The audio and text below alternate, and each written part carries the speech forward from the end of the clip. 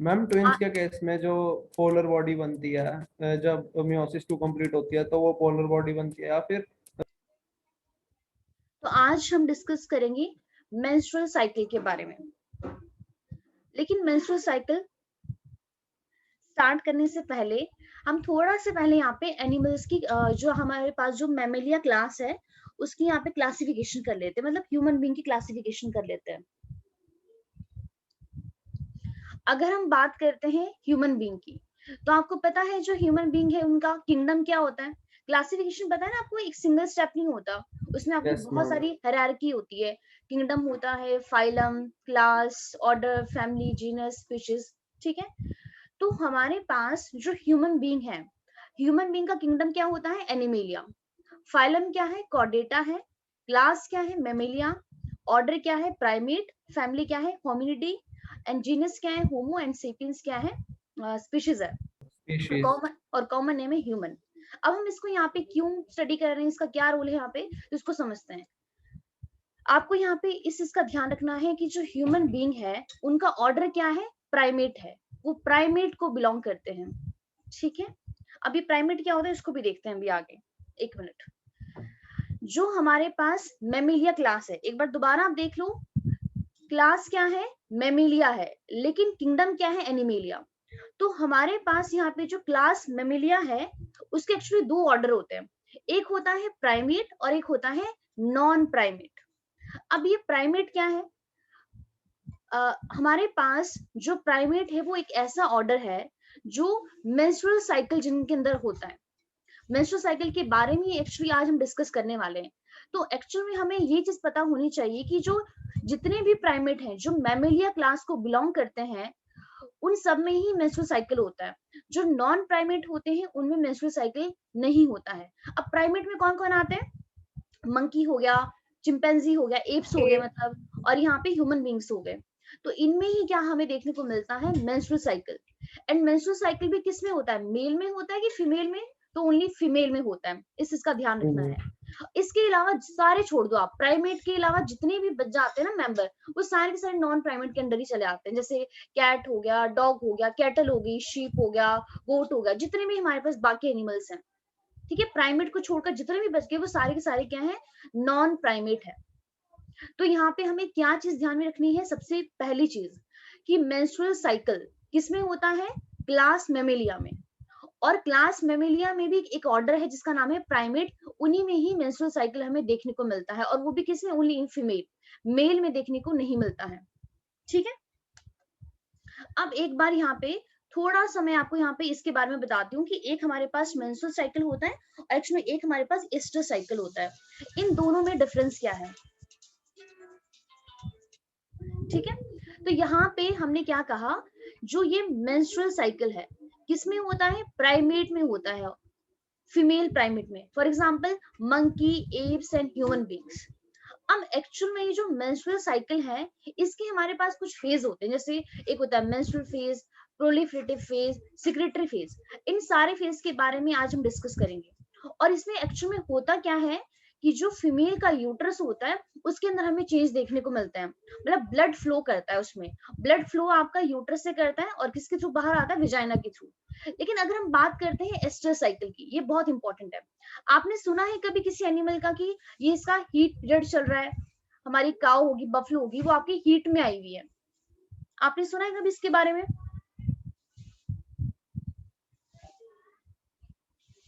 Ma'am repeat करना। मैंने ये कहा कभी आपने हीट पीरियड के बारे में सुना है कि इस एनिमल का, इस गाय का, इस भैंस का हीट पीरियड चला हुआ है? No ma'am.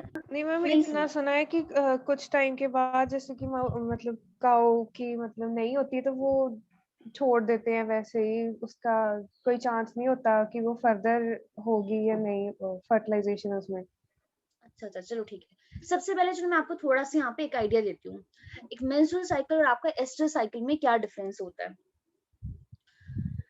जो ह्यूमन बींग है, अपनी ही बात करते हैं, आप इजीली रिलेट कर पाओगे। जो ह्यूमन बींग है वो कभी भी 24 आवर्स और हर रोज रेडी रहता है इंटरकोर्स करने के लिए। ऐसा नहीं है कि उसको, उसका एक पर्टिकुलर टाइम पीरियड है कि जब उसको डिजायर होती है या वो उसी टाइम पे ही इंटरकोर्स करेगा। तो ऐसे एनिमल्स जो जो क्या होते हैं आपके कॉन्टिन्यूस ब्रीडर होते हैं, 12 महीने कभी भी ब्रीड कर सकते हैं अपनी लाइफ टाइम में। वो जरूर है कि अगर हम बात करते हैं ना रिप्रोडक्शन की, तो फीमेल आपकी मेनोपॉज के बाद आपकी इनफर्टाइल हो जाती है, लेकिन अगर हम बात करते हैं इंटरकोर्स की, इंटरकोर्स तो वो कभी भी कर सकते हैं, मेल हो या फीमेल हो। तो ऐसे एनिमल जो आपके कॉन्टिन्यूस ब्रीडर होते हैं, जो अपनी लाइफ में कभी भी रिप्रोडक्शन कर सकते हैं, उनकी उनकी फीमेल की बॉडी में इवेंट चलता है, इसको हम बोलते हैं मेंस्ट्रुअल साइकिल। लेकिन अगर मैं बात करती हूँ आपके काऊ की, शीप की, रैट की, डियर की, डॉग की, टाइगर की, इनमें बिल्कुल भी ऐसा नहीं होता है। इनका एक पर्टिकुलर स्पेसिफिक पीरियड होता है जब ये सेक्सुअली एक्टिव होते हैं।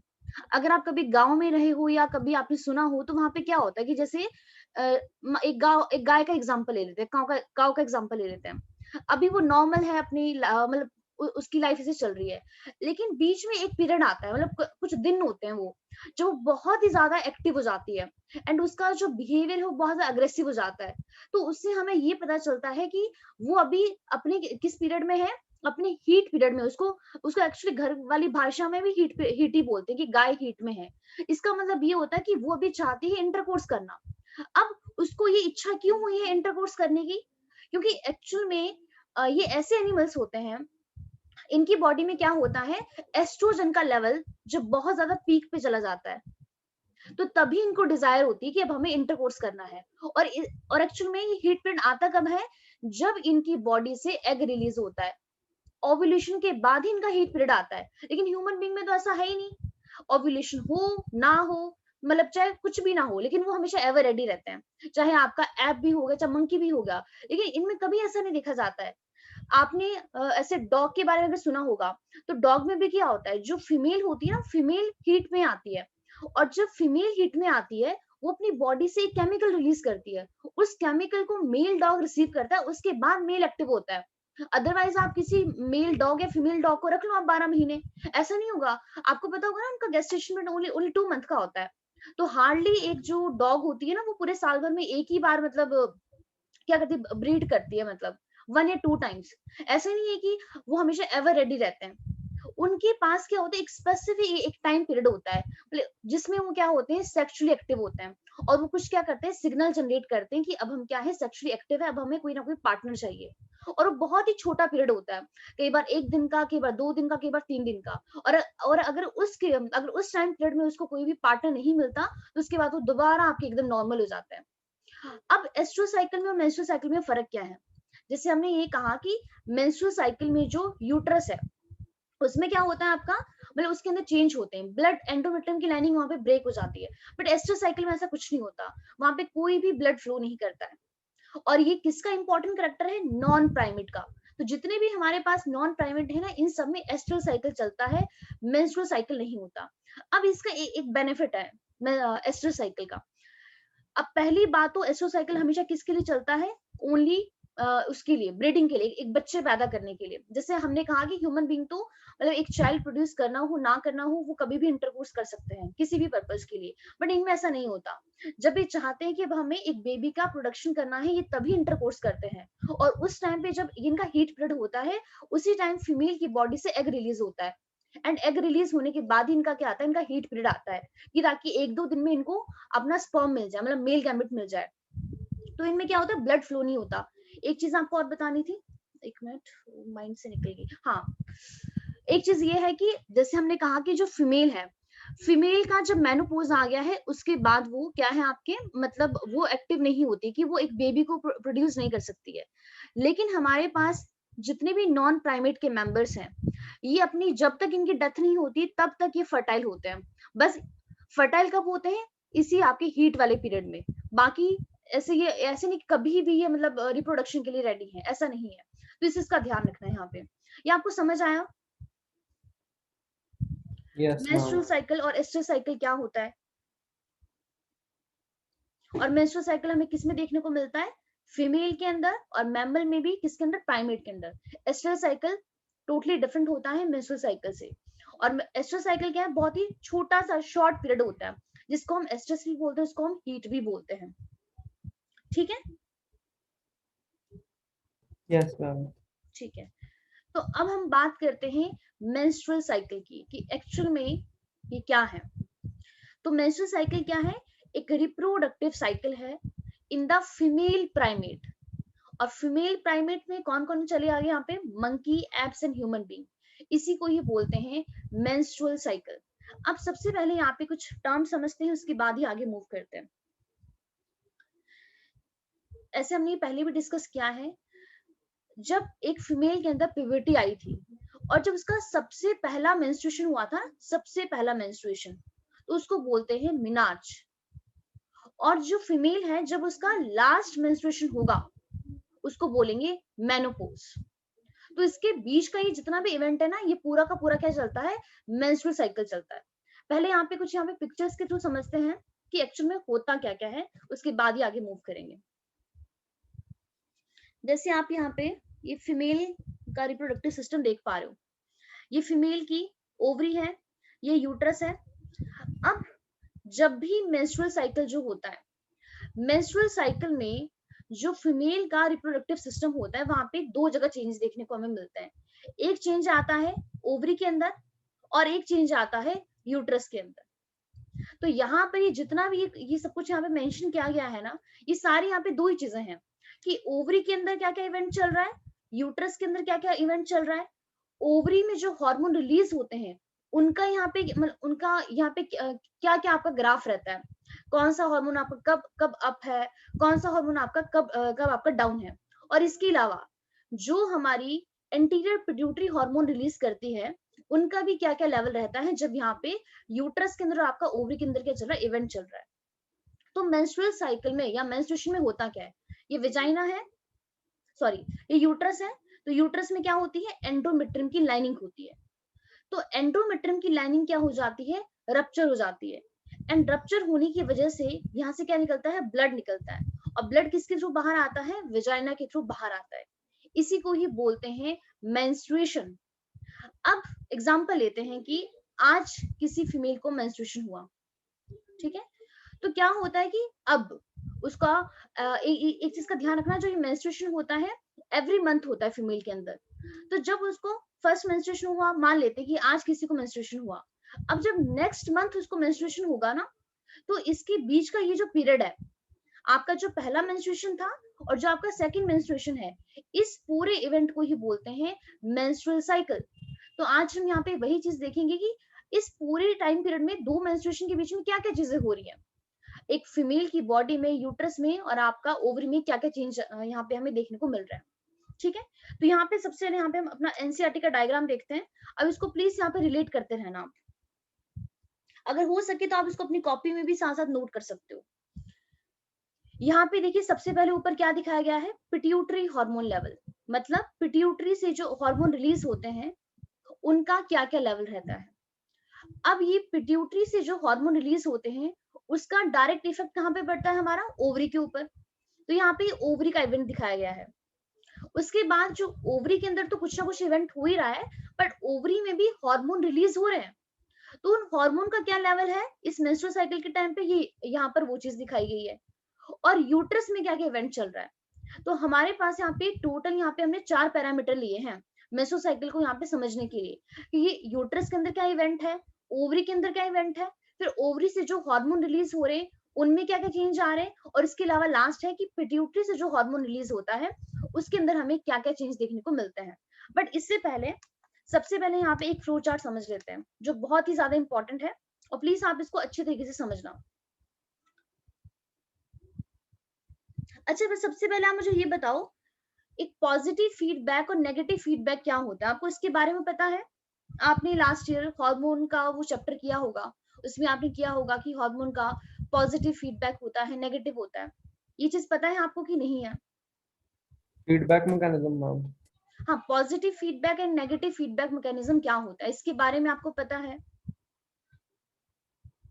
अगर नहीं पता यस तो मैम। मैम जब हार्मोन की रिक्वायरमेंट होती है तब सिक्रीशन होती है, और जब नहीं होती तो इनहिबिशन हो जाती है। नहीं, but positive and negative feedback का मतलब क्या हुआ?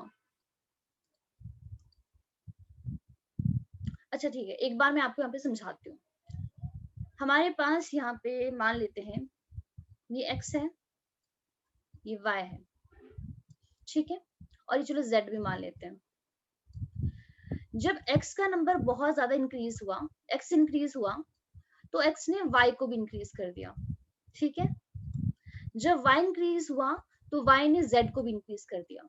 तो सिंपल सा यहाँ पे लॉजिक है कि x ने y का नंबर इंक्रीज किया, y ने z का नंबर इंक्रीज किया। मतलब एक किसी चीज का लेवल हाई होने की वजह से हमारे पास आगे जितनी भी चीजें हैं ना, जितने भी उसके डिसेंडेंट है, वो सारे के सारे क्या हो रहे हैं, इंक्रीज हो रहे हैं। इसको हम बोलते हैं पॉजिटिव फीडबैक, ठीक है।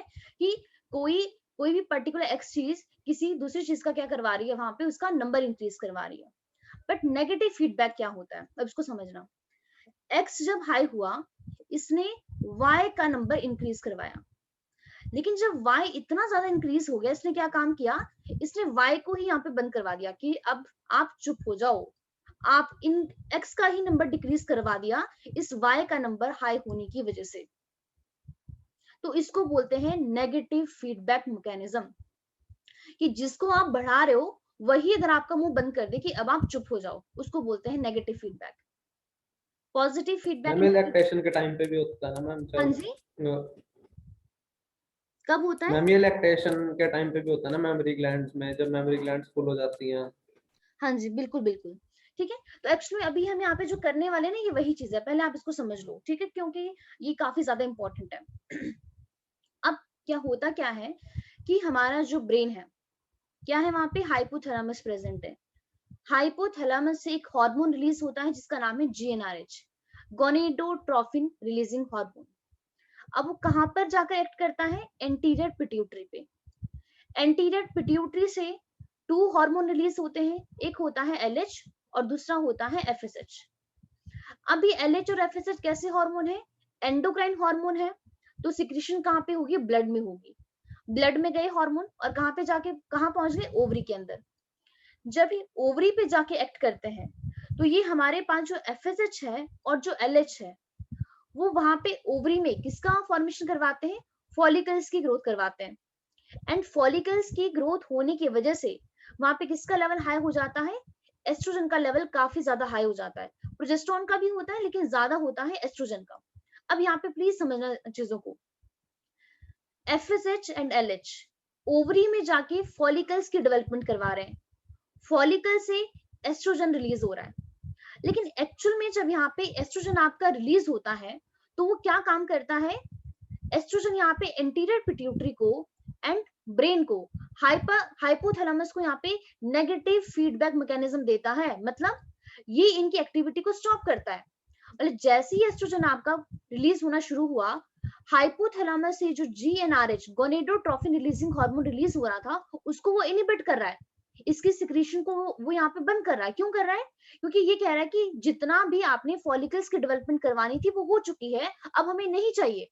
तो अगर मान लेते हैं कि GnRH यहाँ से रिलीज नहीं हो रहा है, अगर वही रिलीज नहीं होगा तो एंटीरियर पिट्यूटरी से हमारे पास ये जो FSH है और जो आपका LH है, ये भी रिलीज नहीं होंगे वहां से, ठीक है। लेकिन अब ये बहुत इंपॉर्टेंट चीज है, जब एस्ट्रोजन का लेवल आपका बहुत ज्यादा हाई नहीं है, नॉर्मल इंक्रीज हो रहा है, नॉर्मल इंक्रीज हो रहा है, तो उस टाइम पे वो एंटीरियर पिट्यूटरी एंड हाइपोथैलेमस को कैसा फीडबैक देता है, नेगेटिव फीडबैक देता है। लेकिन जब एस्ट्रोजन का लेवल बहुत ज्यादा हाई हो जाता है, बहुत ज्यादा हाई, एकदम ये आपका पीक पे पहुंच जाता है, पीक पे पहुंचने के बाद ये एस्ट्रोजन एंटीरियर पिट्यूटरी को एंड हाइपोथैलेमस को पॉजिटिव फीडबैक मैकेनिज्म देता है। ये बहुत इंपॉर्टेंट है। अब ये जब हम साइकिल करेंगे तब आपको इसका मतलब समझ आएगा।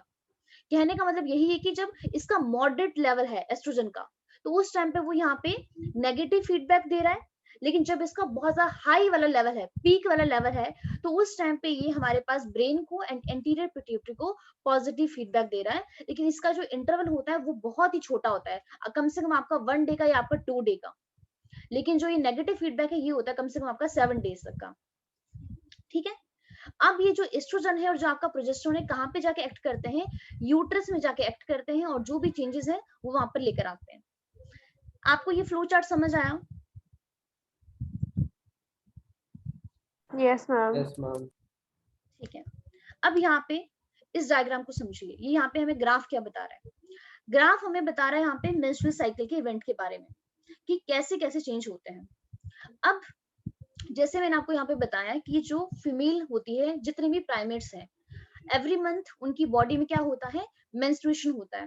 एंड मेंस्ट्रुएशन में क्या होता है, यूट्रस के अंदर जो एंडोमेट्रियम की लाइनिंग होती है वो क्या हो जाती है, ब्रेक हो जाती है। एंड ब्रेक होने की वजह से क्या होता है, वहां पे ब्लड का फ्लो होता है। और ये मंथ में किसी भी डे में हो सकता है, मतलब आपकी जैसे डे होते हैं आपकी 1 से लेके 30 या 31, इसमें से कभी भी हो सकता है। और क्या देखा गया है कि जो ये मेंस्ट्रुएशन वाला इवेंट है, ये हमेशा आपके हर 28 डेज बाद क्या होता है, रिपीट होता है। लेकिन इसका मतलब बिल्कुल भी ये नहीं है कि हर एक फीमेल में 28 डेज के बाद ही मेंस्ट्रुएशन होता है। वो डिपेंड करता है बॉडी टू बॉडी। किसी किसी का साइकिल जो है आपका, वो आपका 40 डेज बाद रिपीट होता है, किसी किसी का 35 डेज पे होता है, किसी किसी का 30 पे होता है, किसी का 31 पे, मतलब सबका सेम नहीं है। लेकिन हम एक जो एवरेज ले लेते हैं, वो एवरेज ले लेते हैं कि ये 28 डेज का होता है नॉर्मली। तो मान मैम ये लेते हैं एस्ट्रोजन लेवल पे डिपेंड करता है, इसकी लेवल पर। एस्ट्रोजन के। हाँ जी बिल्कुल, ठीक है। तो यहाँ पे क्या है कि अब हम मान के ये चल रहे हैं कि जो हमारे पास यहाँ पे जो ये मेंस्ट्रुअल साइकिल है, यहाँ पे ये कितने डेज का है, 28 डेज का। हमने यहाँ पे एवरेज मान के चला है, ठीक है। 28 डेज का ये पूरा का पूरा इवेंट है, मेंस्ट्रुअल साइकिल। अब ये जो मेंस्ट्रुअल साइकिल है, कुछ इवेंट हमें यहाँ पे ओवरी के अंदर देखने को मिलते हैं और कुछ इवेंट हमें यहाँ पे यूट्रस के अंदर देखने को मिलते हैं। तो यहाँ पे देखिए इवेंट कौन कौन से हैं। सबसे पहला इवेंट आता है मेंस्ट्रुएशन, उसके बाद सेकेंड इवेंट आता है फॉलिकुलर फेज, इसी को बोलते हैं प्रोलिफरेटिव फेज। थर्ड इवेंट आता है ल्यूटेल फेज, जिसको हम सिक्रेटरी फेज बोलते हैं। और दोबारा ल्यूटेल फेज के बाद यही वाला आ जाता है मेंस्ट्रुएशन। अब मान लेते हैं, एग्जांपल लेते हैं, अगर मैं यहाँ पे एक रफ डायग्राम बनाऊं तो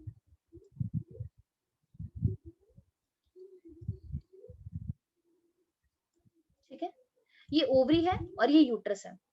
यूट्रस में ये एंडोमेट्रियम की लाइनिंग है यहाँ पे, ठीक है। सबसे बाहर वाली पेरीमेट्रियम, देन आपकी मायो, और सबसे इनर मोस्ट कौन सी होती है, एंडोमेट्रियम। ये जो यहाँ पे दिखाया गया है ना, ये वाला जहाँ पे लिखा है यूटेरियन इवेंट, ये हमें इस एंडोमेट्रियम की लाइनिंग के बारे में बता रहा है, ठीक है। और यहाँ पे ये वाला इवेंट बता रहा है इस ओवरी के अंदर क्या क्या चीजें चल रही है। अब यहाँ पे कोई भी फीमेल है, उसको यहाँ पे मेंस्ट्रुएशन स्टार्ट हो गया है, मान लेते हैं कि यहाँ पे पहली ही तारीख है, फर्स्ट डे है। अब जब ये मेंस्ट्रुएशन में क्या हो रहा है, एंडोमेट्रियम की लाइनिंग क्या हो जाती है, पूरी की पूरी ब्रेक हो जाती है। एंड ब्रेक होने की वजह से ब्लड क्या होता है, यहाँ पे विजाइना के थ्रू बाहर आता है। अब क्वेश्चन यहाँ पे ये राइज होता है कि ये जो इवेंट है, यहाँ पे जो ब्लीडिंग हो रही है यूट्रस से और विजाइना के थ्रू, वो आपका टोटल कितने दिन चलता है। तो नॉर्मली ये देखा गया है कि ये आपका 1 से लेके 5 दिन तक के मैक्सिमम चलता है। अब वही अगेन वही बात है, किसी किसी की बॉडी में 6 दिन, किसी किसी की बॉडी में 7 डेज भी होता है। लेकिन जो हम एक एवरेज मान के चलते हैं, वो कितने दिन का होता है, 1 to 5 डेज का। अब इसी को ही हम मेंस्ट्रुएशन को ही हम मेंसेस भी बोलते हैं, इसी को ही हम पीरियड्स भी बोलते हैं, आप जो मर्जी बोल लो।